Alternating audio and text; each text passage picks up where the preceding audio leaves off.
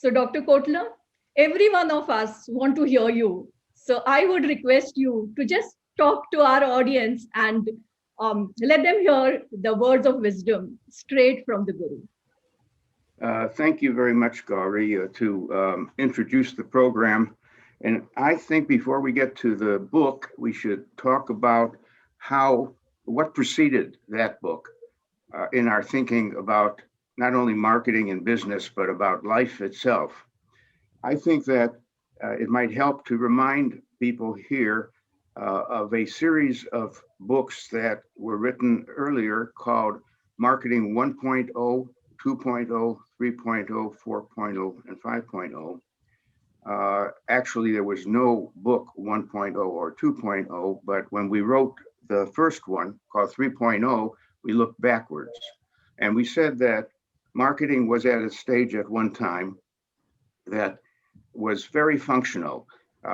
You made a product, you wanted to tell people about it, you used advertising and good pricing and so on, and you sold things that way. You assumed that the customers were rational and they would buy the product if it met their needs. Your approach was completely unemotional. It was just functional and descriptive. That's the way, by the way, marketing appeared in Russia when I would visit Russia. They would just describe a lot of things that you could buy, but it wasn't with any punch. So we felt that 1.0 marketing, which worked for so many years from the beginning, can be even improved if you brought in emotions, because people are human, and we even might say that 70% of our decisions are emotional, but not only as consumers, but also as producers. I mean, B2B too, that are people who are taking risk, and how much risk can they accept and tolerate, and they have to make emotional decisions too. Anyways, that was called 2.0. And 3.0 made the point that we should really think of marketing as having the mission of improving lives. And particularly, what do we mean by that? Yes, raising the standard of living would be a good way to put it. And I believe we can say that marketers approached consumers and said, we have this wonderful thing for the kitchen. You don't need an ice box, you need a refrigerator. And you can even buy it on credit, but your life would be better if you didn't have to spend so much time in the kitchen. We have appliances that do that. So basically, we were raising the standard of living with marketing. And when we thought more deeply about it, we thought that the goal was creating customer satisfaction. That is, identifying needs and then satisfying them. I think the goal should be higher. I think the marketing we do should be enhancing the happiness and the well-being, including the health of people. Okay, so that being the case, 3.0 started to shadow that idea that we want to basically improve the lives, help people improve their lives. 4.0 came along because we all recognized that marketing was undergoing a digital revolution that was going to have a lot of benefits, like we can really go from mass marketing to segment marketing to one-on-one marketing. If we knew enough about each individual, we could personalize and customize our offers for them, for each person. And so 4.0 developed a picture of the digital revolution and everything implied by that. Why did we do 5.0? We did 5.0 because we noticed that there's a lot of new technologies that can be useful in marketing. Certainly, this goes beyond just having the digital world. We have AI, we have algorithms, we have virtual reality and augmented reality. We have facial recognition, voice recognition. a lot of those new developments. And the point is, Mr. Company, are you going to need any of these? Why don't you check on each one? Maybe drones would help your company do better. Uh, Ask yourself for each of these intelligent new techniques and technologies, could it help your business? Okay.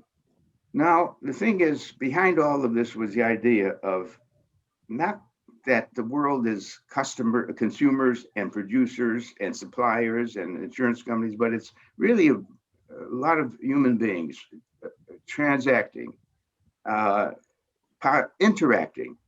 And the human to human idea was very important to bring back to people. Now, my colleagues did a marvelous job. This book, H2H, had its origins in Europe, actually. And they used a lot of data to make the points that we're going to talk about. There are three major things that they cover about marketing that are not in most textbooks on marketing. In other words, they tell us what the role is of great design. Design thinking and marketing thinking are in parallel. I mean, I could tell you I'm not a marketer, I'm a designer.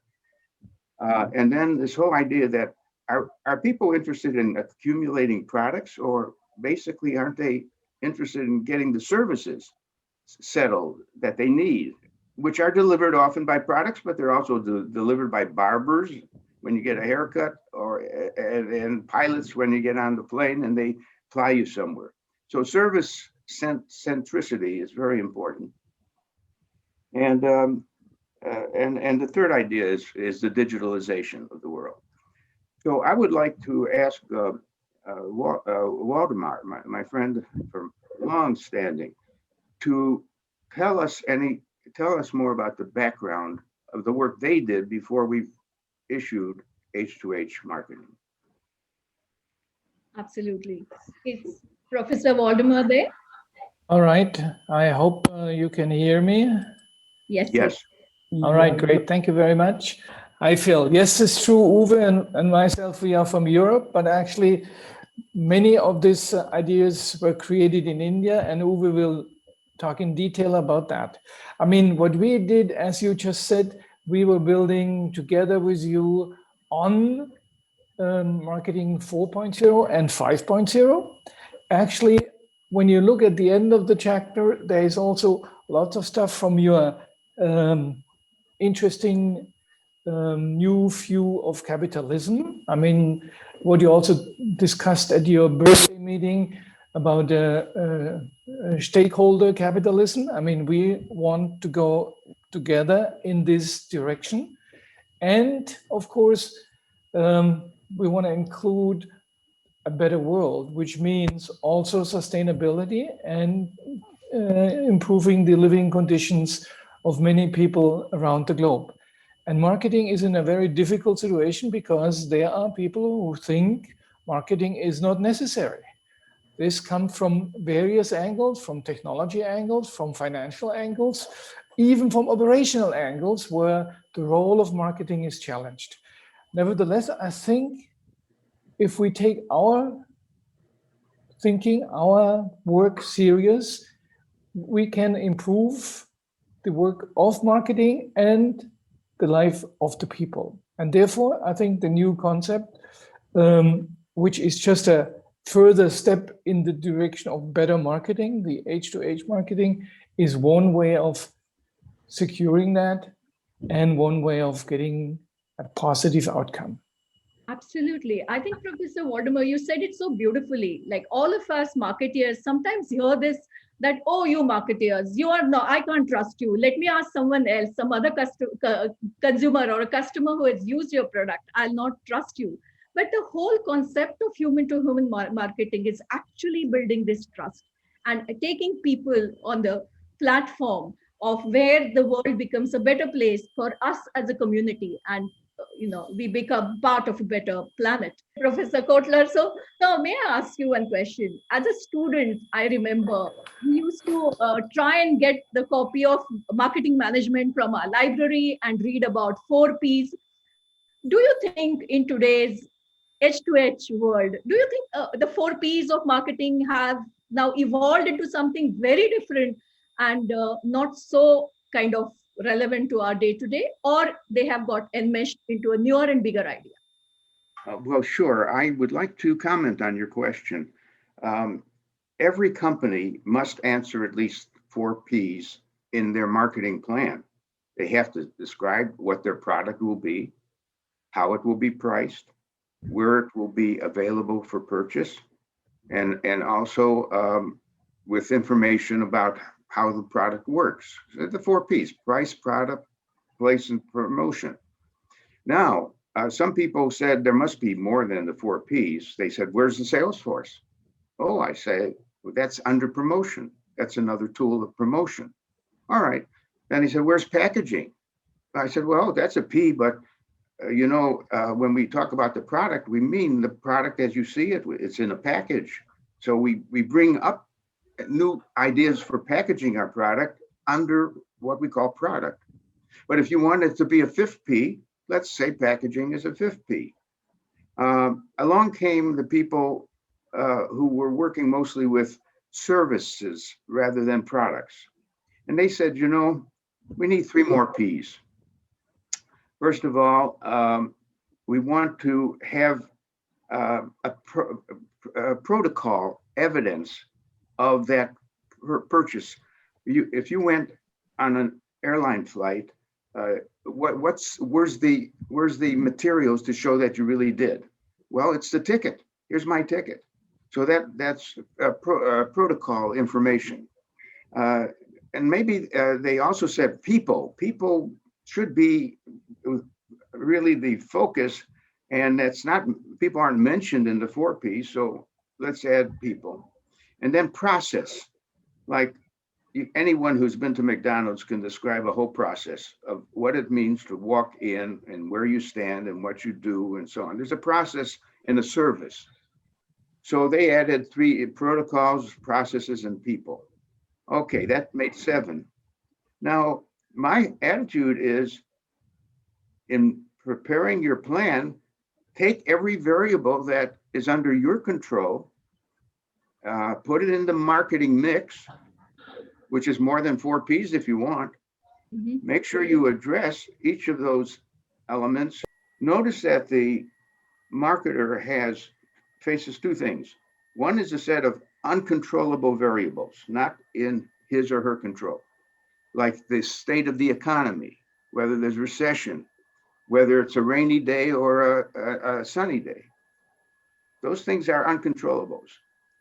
Marketing is about finding the set of controllables and setting them, because there are some things under your control, but set them in such a way that they are meshed with and match the uncontrollables. So that's really goes to an idea we put into H2H, which is design thinking. What is design thinking if it isn't preparing the look and the functioning of some situation so that it is well designed to accomplish the purposes that you have in mind, which really means that for a marketer, it's taking the marketing mix and using the parts of it that will fit and help you succeed with your objectives. Okay, so now the real so let's go back now. Maybe we can hear from Professor Yule too, and from Waldemar about how they went from the marketing 5.0.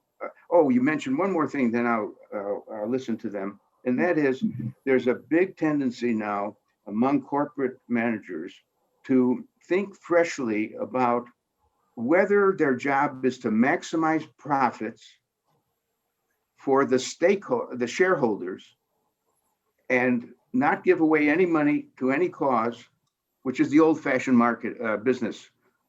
Maximize, by the way, if your purpose is to maximize profits, why don't you just pay the least you need to pay the workers get the cheapest suppliers. Mm-hmm. And that was the practice at some point, that to be left with the most, you pay the least for your inputs. Well, Yeah. that's dumb. That's really dumb.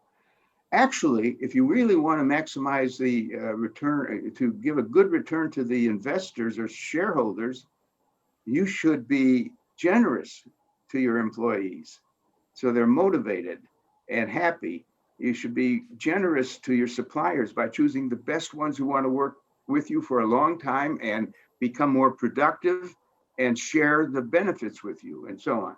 So that's what we call stakeholder capitalism. And the main thing about that is identify your stakeholders and make sure they feel well rewarded for being members of the team. And the problem is that, where do you put the shareholders in the list of stakeholders? Well, this wonderful company, Unilever, and you remember Lever was always in India too. They said, and it's their president, who is now retired, but Mr. Paul Pullman, the CEO, said, I have 7 stakeholders, and I'm going to give you them in order. And he said, customers and employees, and he went on, and the 7th was shareholders. Now, he was telling the shareholders, in a sense, you're the last one I think about, but what I do with the other 6 will make such a big difference to you as a shareholder.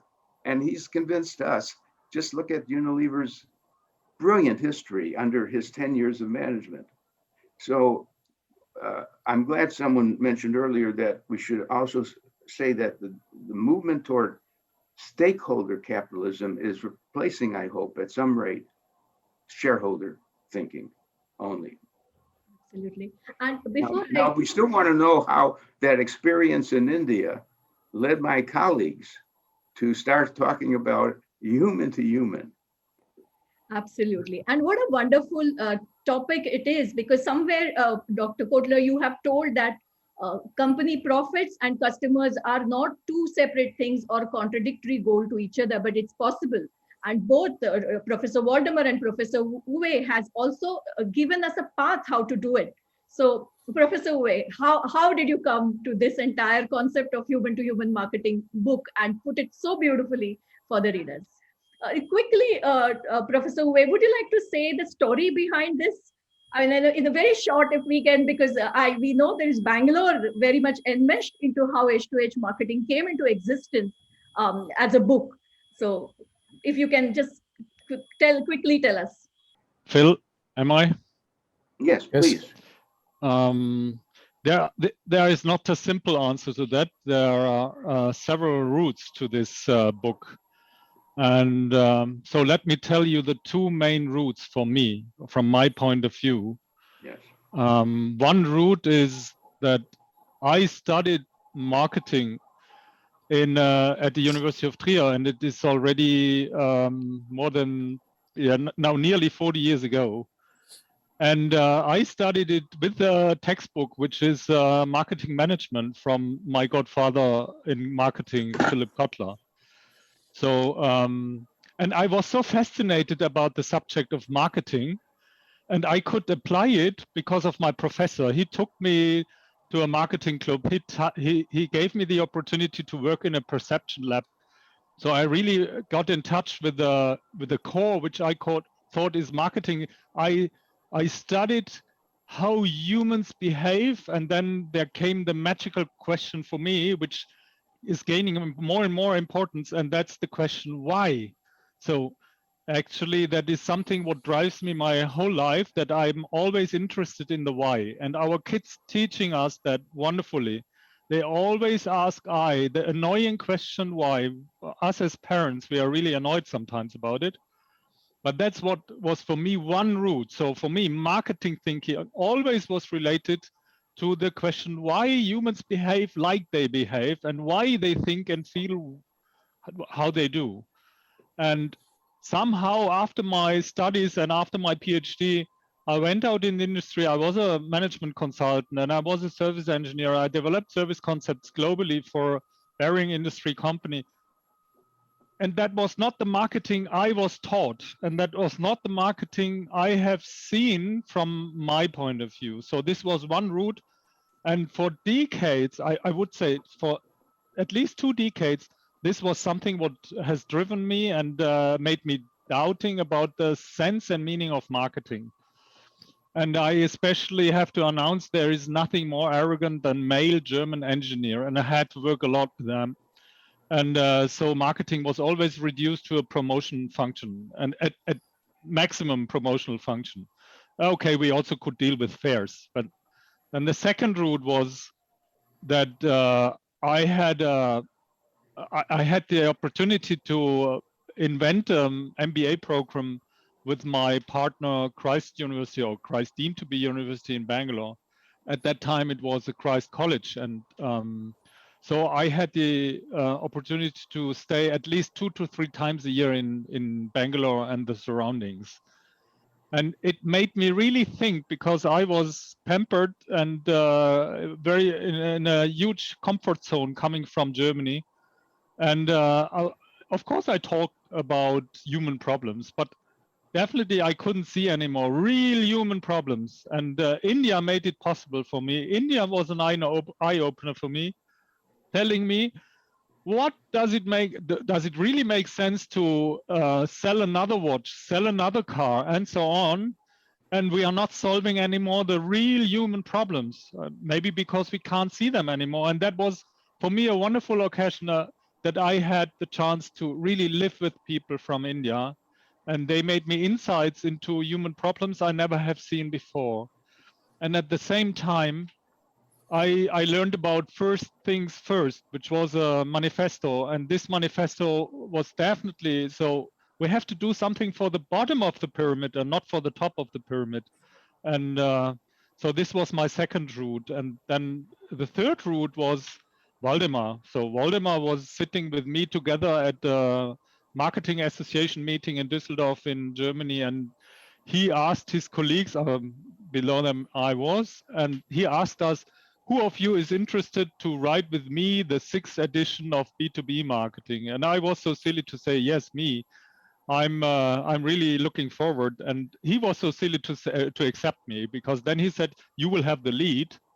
And so I told him, when you give me the lead, there will be nothing anymore like it was in your book. And he was laughing at that time, but after 6 months, he knew what he did.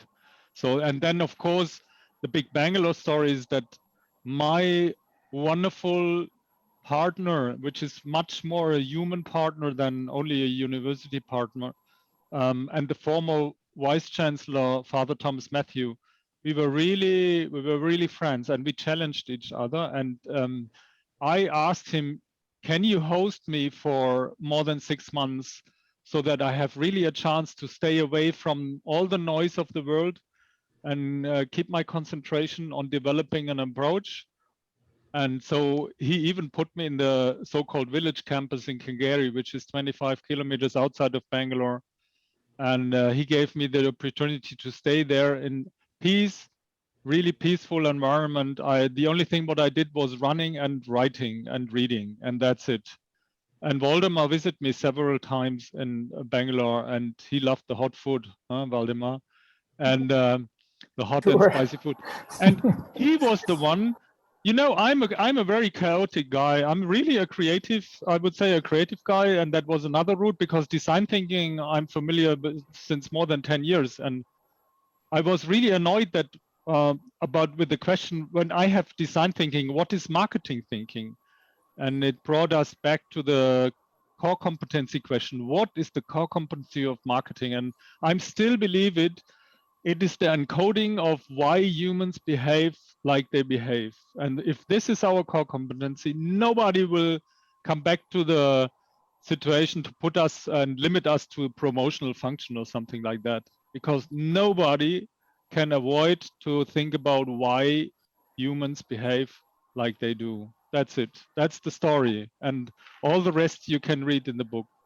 Absolutely. And so beautifully, you have said that it's all about why people do what they do, and understanding it, like Professor Kotler said, is not so rational. It's all so much of emotion out there. And we as marketer must understand those human problems and of course try and solve them through empathy.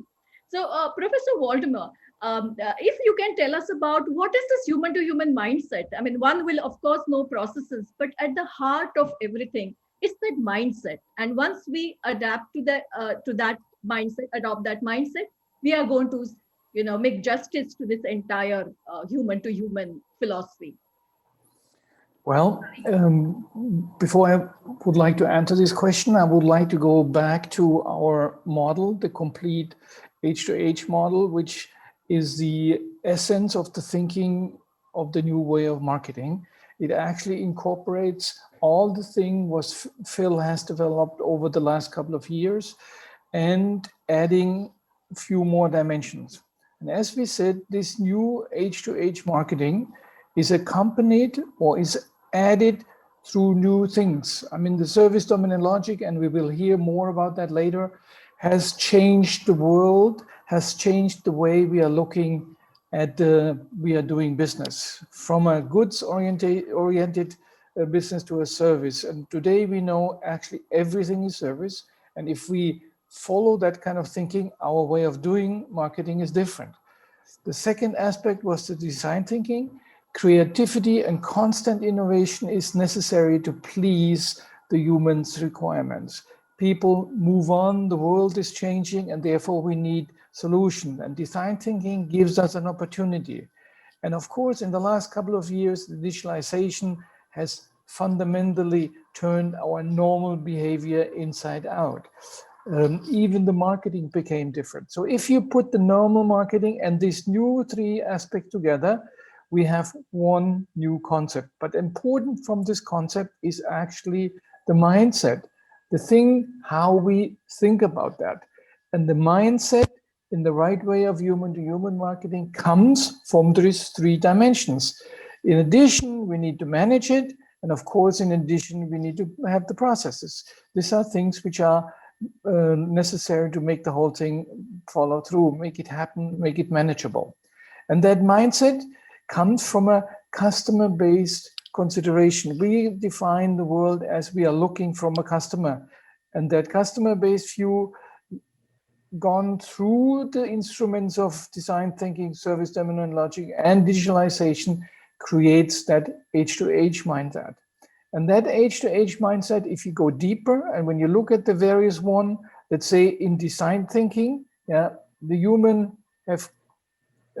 human-centered mindset is as part of the design thinking.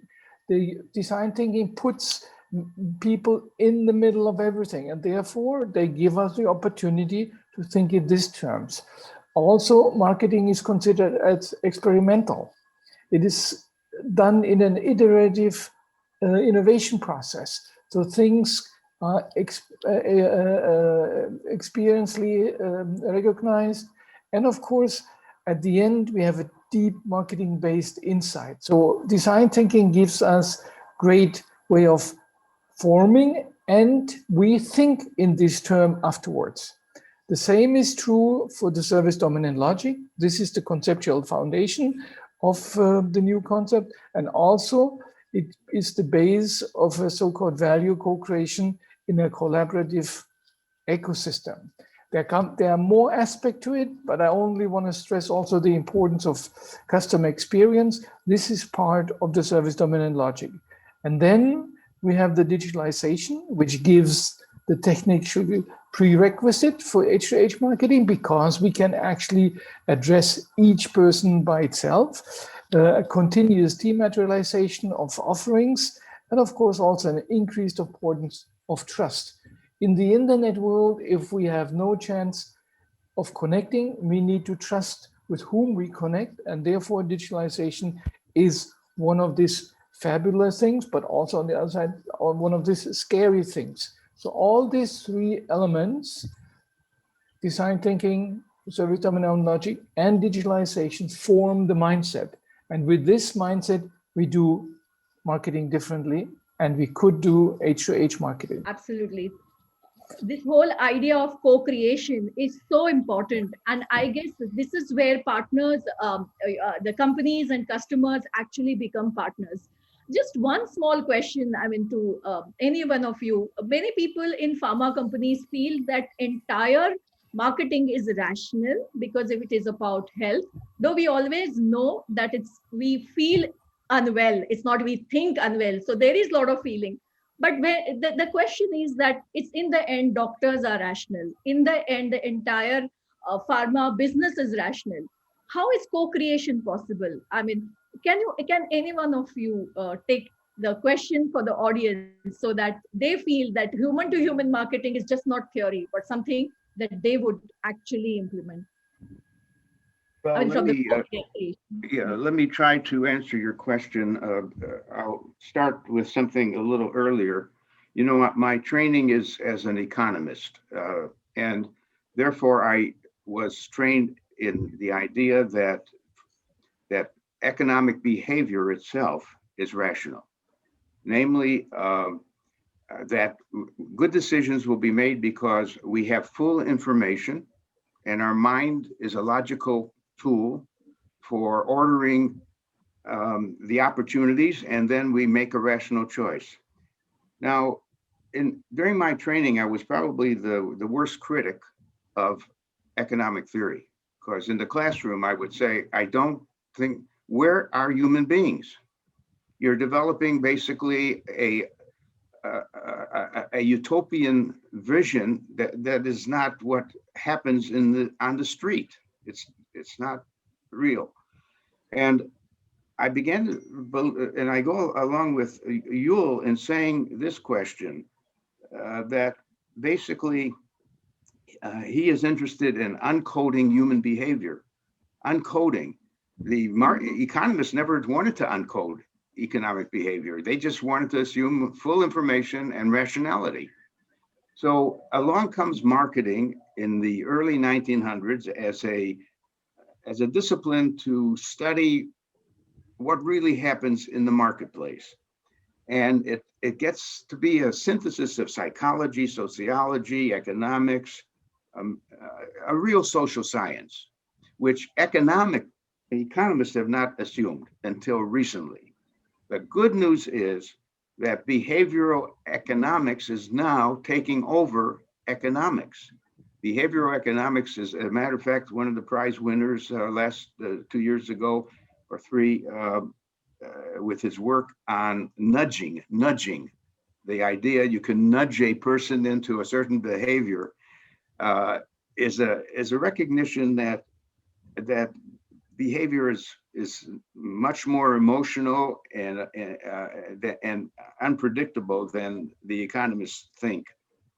And so I wrote an article saying that behavioral economics is nothing more than marketing. Marketing there's nothing new in what they call behavioral economics. They should just open a book on marketing, because we have all these studies of how people uncode their lives and respond to stimuli. Okay, now I was going to answer your question with that preface, but you got to remind me what you were asking about. Oh yes, cooperation. What is a consumer? Let's start with that. I invented the term prosumer at one point. Yes. And what I meant by that is everyone can be both a consumer and a prosumer. They could be productive. For example, most of us now in the age of the digital world, we can be producers. We can run a newsletter. We could create songs and programs. Well, a lot of consumers are inventing products and selling it directly to target customers without having to go to the normal retailer to carry my product. That's called direct selling. Some consumer develops something, and I'll call that person a prosumer at that point, and they buy the names or information of people who might be interested, and they go do direct marketing on the internet. And so but the basic idea is even deeper than that. Every company that is going to produce its product, a new product, must not only show it to its target customers and get feedback and make changes based on the feedback. So much so that the final product was co-produced. It was co-produced by both the consumers and the producer. And my criticism is that companies didn't do enough in involving the consumers. They merely saw how the consumers reacted, but they didn't say, join me in making a better product. Now, as a good example of where it was done right, think of Harley Davidson. Harley Davidson, the motorcycle maker. Harley welcomes the customers who have a Harley Davidson to keep telling Harley how to make it better. The next time you make a product like this, do the following. In fact, can we work with you in your workshop? Consumers say, can I be part of the work being done to make the next motorcycle? So that's real cooperation, and so on. And I think that's an answer to your question. Yes, it's beautifully said, Professor Kotler. And even in our industry, which is little, today we have a lot of pharma professionals in our audience. Even for us, when we involve patients into what we do, what comes out is really beautiful. So it's not only rational part of it, but their experience, and they all want to, because they want to solve their own problems. So they are ready to come and join hands. And when both come at the equal level of power, what comes out is wonderfully beautiful. I'm getting a message from Prashant, who wants to ask a question. So Prashant Menon, you can ask a question, and then we can move to our our four speakers. Sure. Thank you, Gauri. My question is to Professor Phil Kotler. While going through the book, I see a lot of marketing theories that have been captured into the H2H journey, right from the 1900s to the latest 5 E's by Professor Waldemar. What goes behind picking up which kind of theory in sense of its relativity to explaining the concept of H2H? I mean, what's been the mindset that went behind picking up certain theories? I'm sure you had to even omit a few of them to really pick up the ones that substantiate the H2H journey. So what's your take on that, sir? In a sense, H2H is the model for the next textbooks in marketing. So 80% of what is in that book is found in standard and good textbooks on marketing. And that's why the three of us had 3 additional elements that we think are each very powerful in shaping our mentality as marketers are addressing real markets. Do better design thinking. Remember, you're in the service business, not a product business, but you use products to deliver the service. And remember that it's a digital world, and therefore you can know a lot more about the real needs of even people at the individual level in designing your offerings. Now, I want to just tell you a little story that came about at Procter & Gamble. When we got to be digital, and this is the third big idea, that meant we wanted to use not just 30-second commercials and print advertising. We wanted to get into having Facebook and Instagram and Google and others, social media.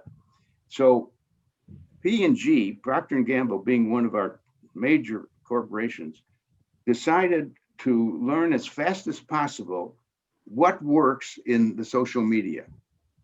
And they took a lot of budget from 30-second commercials, which was their grounding, basically. They took money away and put it into learning as fast as they could what works in social media marketing. And now they've reached a point where they have been cutting down their social media, not to the extent of going back to just old traditional 30-second commercial marketing. Their suggestion is that by piling in and desperately wanting to see what works, they succeeded. They succeeded in how to use Facebook if you're going to use it, and how to use Google if you're going to use it. And now they don't have to waste more money, because so it's a good lesson to any of the companies when you sell them on the idea of going fast into a digital approach, that they will initially have to overspend to learn what works. And then they will bring the budget back to a sensible level. And probably it will be a blending of traditional and digital media, but where they know what works with each of those medium. So, Thank you, sir. Yeah, what a fantastic answer. I mean, you have to fail before you succeed, and therefore you may spend more.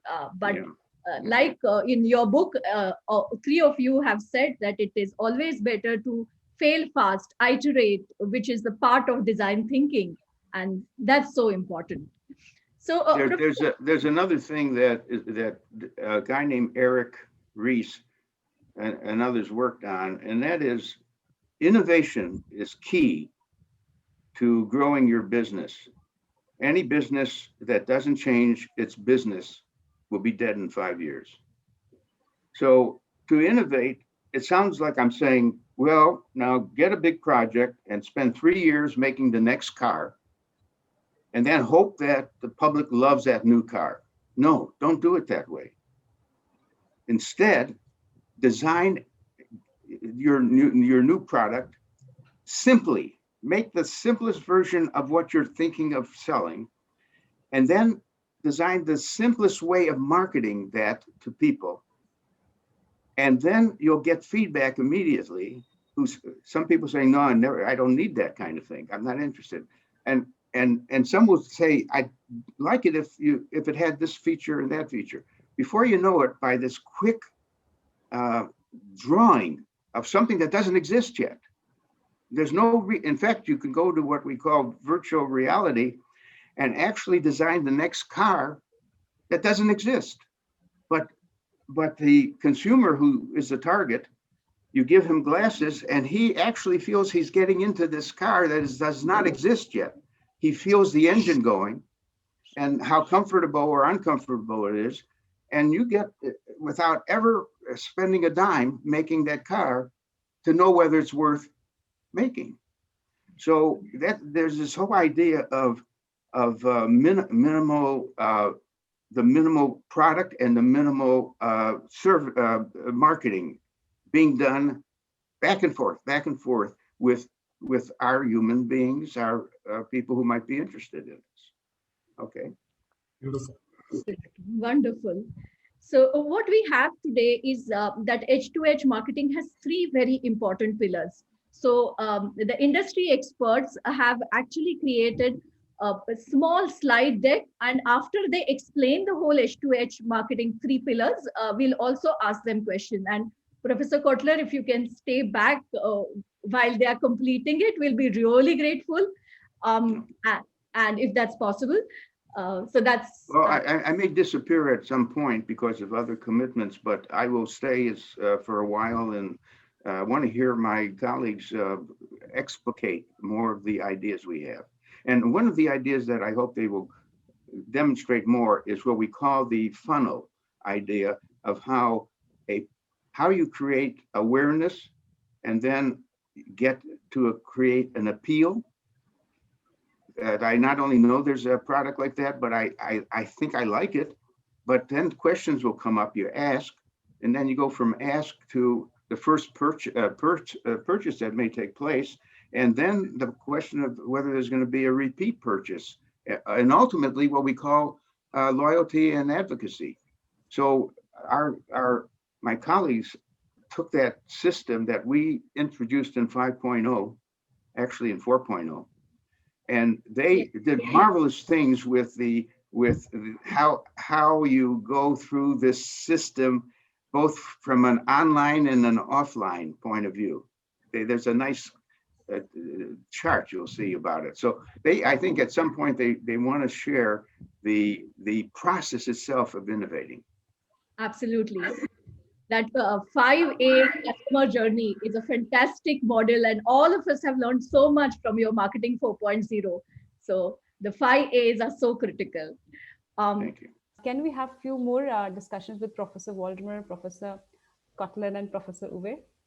Yeah, of course we could. Professor Waldemar, you were sharing something, right? Yes. Please. I was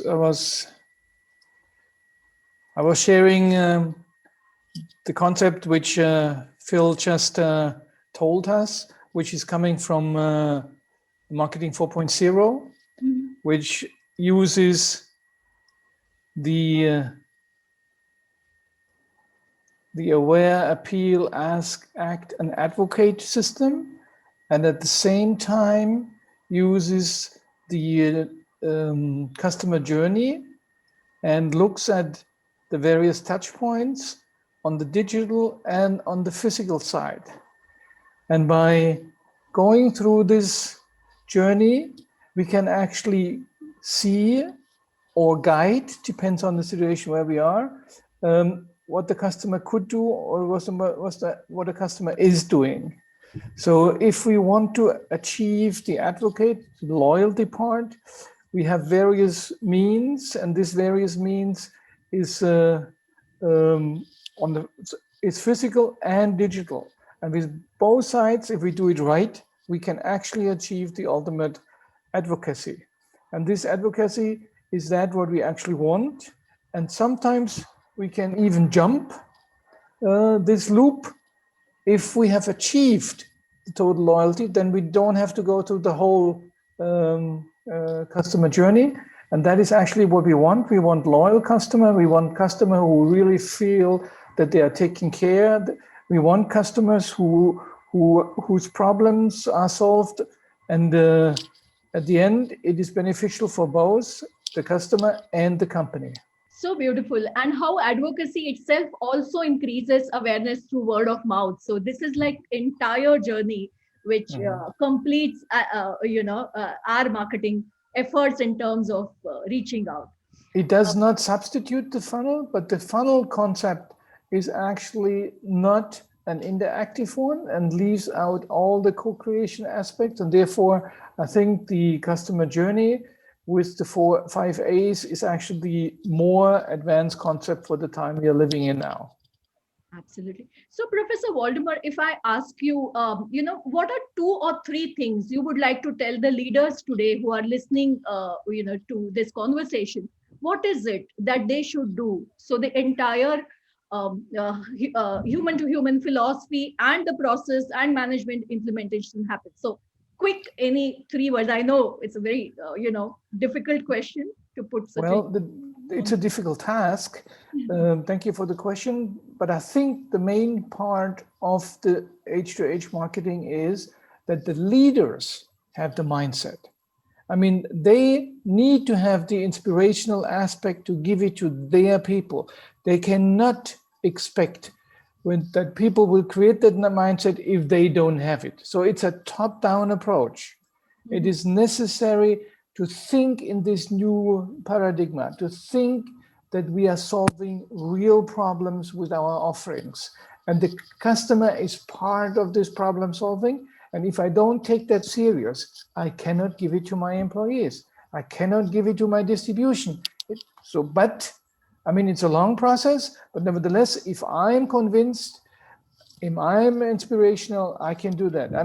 Elon Musk is doing something what nobody believed that they will do it. They changed the car industry. Even there's some criticism on his technology, but nevertheless, he really builds an ecosystem. He cares about not only that have a sold car, but how the people are driving. Actually, he really doesn't want to sell the cars. He wants to give the cars or share the cars. This is the kind of thinking we could incorporate in new business models. Absolutely, so true. Professor Waldemar, if I ask you one question on the behalf of the students and very young professionals who are just 2 or 3 years in the organization, what should they do if in case they want to make a change? Is it that they have to wait for the top leaders to understand and walk the path, or you have any advice? Well, Well, if you start in and you have some organizations who don't think in the H2H way, of course, then you are in trouble. But I think there are many opportunities with the digitalization of our world and with the service orientation of the environment. Many of the young people can actually start or execute some of the ideas by themselves. Of course, they need the agreement of the top leaders, but I mean, small opportunity, as Phil said, there are so many opportunities, individuals or small groups of people, they can start their own business. They can think in the same term and solve real problems. I would like to encourage that. Professor Uwe, you want to add something? Well, I cannot sit still. That's my problem. And that's so nice. When you ask me what is the most important thing, that's a really difficult question because I think there are a lot of ideas behind it. And well, I want to give you one story, okay? So, for example, I don't want to make advertisement for my entrepreneurship, but this product is the result of a design thinking project, okay? I think you cannot see it exactly because of the green screen behind me. But let me tell you, what we mean with mindset shift is that it doesn't make sense to think that I can produce or create value. And I put it in the product and send it to a customer or user, and he or she will take out the value. No, I cannot. I'm not a creator of value. What I can do is, because one of the stories is that it's completely misused. You can use it as a weapon. You can use it that your car is not rolling down the hill, but actually it's done for your neck and your upper spine. So it's not in my hands. The only thing what I can do is I can give everything in my educational information to my users, my potential users, that the probability that they use it to get out the value proposition, and it's only a proposition, that's something what we can do. This is one thing. And the mindset, corporate mindset exists since a long time. I mean, we are building up visions and mission statements and so on. Sorry for that, but what I can read on the websites of the companies is really boring because it's nearly always the same. They're using some phrases and then they put it on the website or simple cards and business cards and try to distribute it to their employees. They don't go down to the individual mindset. And this is for me key. I mean, before I getting questions from companies engaging me in innovation projects, and then they say, listen, my employees can't get out of the box. And I say, listen, they don't know maybe your box. What exactly is your mental box? And this is the same for the mindsets. So we can talk about agile mindset. We can go growth mindset, or all the things. And they send us to design thinking workshops for 2-3 days. That doesn't change your mindset. And when they try to apply it, and this is for me the key, try to apply the proposed mindset in concrete projects, day-by-day projects, and then let them come to the top management. And you will see when they say, listen, I'm so happy, within the first week, we made 5 significant failures. And guess what will happen when they present this? And this is exactly what Waldemar means. It has to go through the top management individual mindset. So the human being who is in responsibility to lead the business and to lead people, they have to have the mindset, and then they have to live it the whole day. And that's something what I think is very necessary. So when we want to start with one thing, you cannot apply H2H marketing. You cannot apply H2H management concepts when you don't have the mindset. So the first thing you have to do is work on your mindset. Yeah, Professor Uwe, you said something very important. I know this book is filled with very, very interesting concepts, but one very important concept you just spoke about is that as a producer, we can only offer value proposition, but we can't really promise it. And we are in, as a marketer, we are in a business of creating value propositions and promising them to customers without really knowing. So can you just elaborate a little more on that? Because it really caught my attention. Well, it's an interesting process. Writing a book and try to apply it in your own business means that you are sometimes shocked and you have to go back and to rewrite the book, right? And that happened to me several times. So when I come from my medical product business, I still have to insist that first you have to identify human problems. And I think you were so right to say that pharmacy industry or clinics or something like that, who by nature work with humans, you have really a chance to think about, let's start with the human problem. So let's discover a human problem. And that's pure innovation. It doesn't make sense to make a faster car and a faster car and a faster car, or a more convenient car. And if it doesn't fulfills a basic need. So that's something I learned in innovation process. You have to ask so often why until you end up in a human need. And once you have identified this human need, you can only propose a thing what somebody can do. And I don't care, is it the services? To explain it in service dominant logic, service is the application of knowledge and capabilities.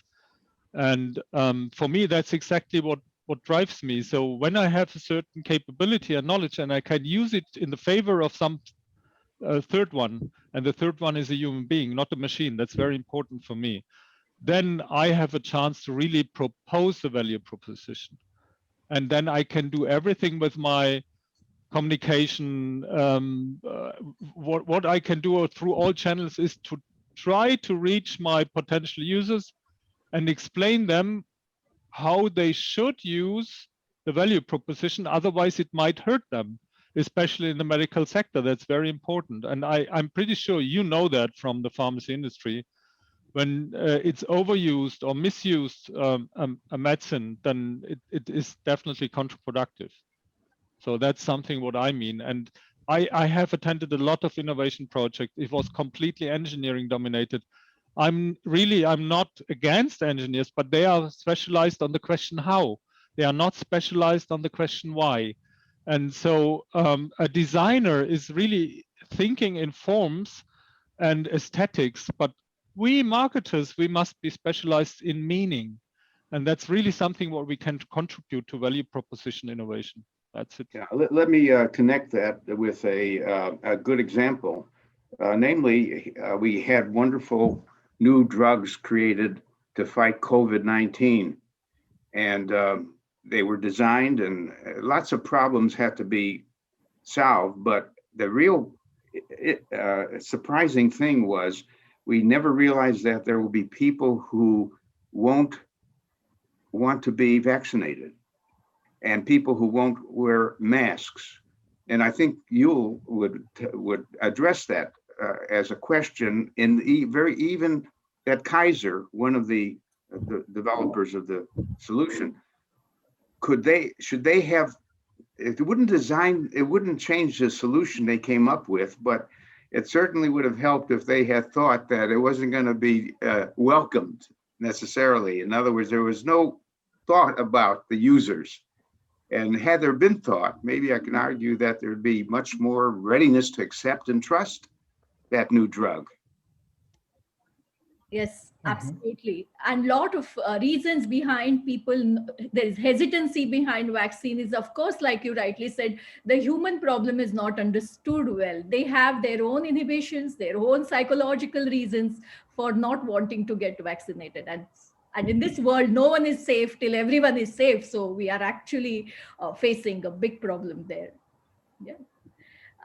I understand there is one question from one of the speakers, today. So I don't see the person's name, but if there is one, Swati, can you just put it on and then we can move ahead with the industry speakers? We'd like to have some light on Marketing 5, where it talks about neural marketing. Can you throw some more light on neural marketing, which is there in your Marketing 5.0? Well, yes. We have on our faculty at Northwestern University a person who is very gifted in understanding the brain.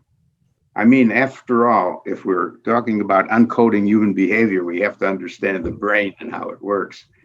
But what he does is he helps companies like Procter and Gamble and others test reactions to offers and value propositions. For example, we ask a set of people to put something on their head, which will read their brain waves, basically, and then you show them a 30-second commercial.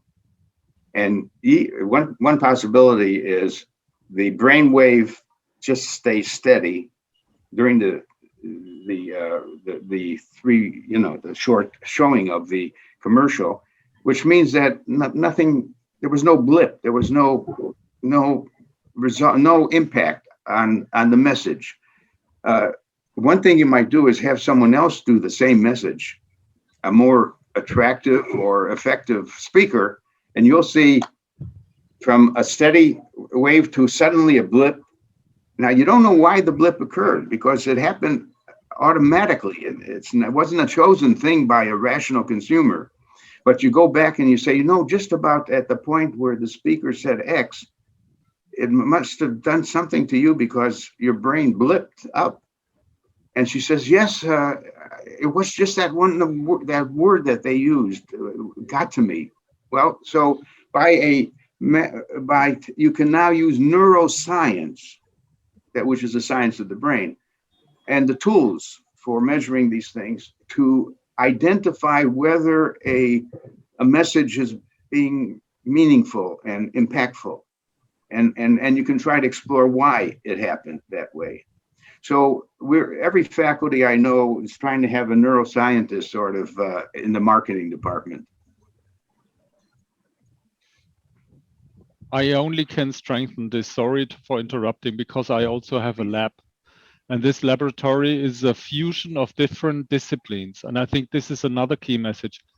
We cannot explain human behavior without being interdisciplinary. And this is something also I learned from design thinking.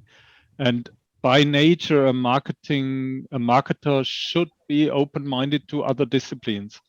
And it's so important for me because with the, I saw a message from Phil in LinkedIn that we have a gaining importance of customer experience. I would like to expand it to human experience, okay? And there's a totally human experience. And I have all kind of virtual and augmented reality technologies available to manipulate the brain and the body of people and to measure it together with psychologists, socialists, and so we have different ethnographers. We have a very interdisciplinary team to study each and every exposure, right? I can make any stimuli because that's the wonderful thing with the digitalization. I'm not anymore restricted to reality. I really can, before it exists, create any kind of stimulus. And this stimulus can be analyzed, what happens in our brain, with our heartbeats, with our blood pressure. So I even can make a brain scan during their exposure to this stimulus. And this allows us insights into humans we never had before. On the same time, it gives us a might, a power we never had before. And so there appears a second question, which is not only the core competency. When we are having this encoding secret of human behavior, we have to take care. Then there is a ethics question, right? Marketing ethics will appear and will enter the field. So we have to be very careful with that kind of knowledge because I can manipulate your brain in a way we never could before. That's it. So I definitely go with Philip. We cannot live without neuroscience today. We have to use it because it encodes humans in the brain, and that's so necessary. But that gives a responsibility to the marketeers. I mean, in the old days, we could do things just to test it, but now we know it will affect and it will change the world. Therefore, the marketeers have a responsibility. Absolutely. And like you say in your book, that we are responsible to the people, not only customers, but all actors, people, societies, communities, and of course, as a whole human race. So absolutely goes with what you have put for there in the book.